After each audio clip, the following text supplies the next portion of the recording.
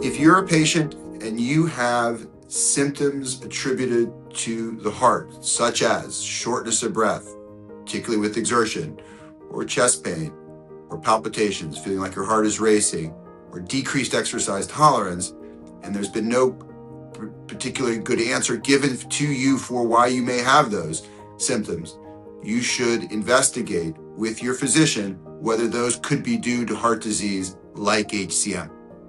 Hello, I'm Marty Maron. I am the director for the Hypertrophic Cardiomyopathy Center at Lahey Clinic.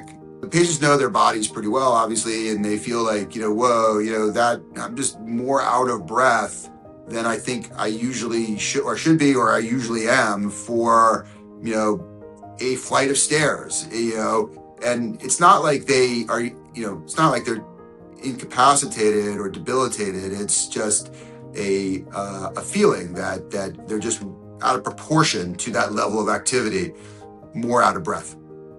If patients feel like their symptoms, and the most common one of these is shortness of breath, if they're feeling like with a certain activity, and the most common would be, for example, stairs or hills, or sometimes even walking on level ground, carrying groceries, for example. If with those type of activities, a patient feels that they're short of breath for that level of activity than they think they should be. And it can sometimes be subtle, but they feel like it is a greater degree of being out of breath than they would expect to be, given that they know their body pretty well, usually at that point, for that level of activity.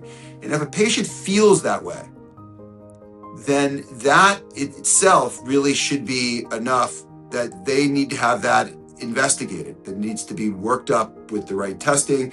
It certainly could be a cardiac cause for that, like HCM, and they really should seek medical attention, being clear that they feel that though the shortness of breath may not be debilitating to them, it is out of proportion to what they would expect to be feeling for a certain level of activity like stairs or hills.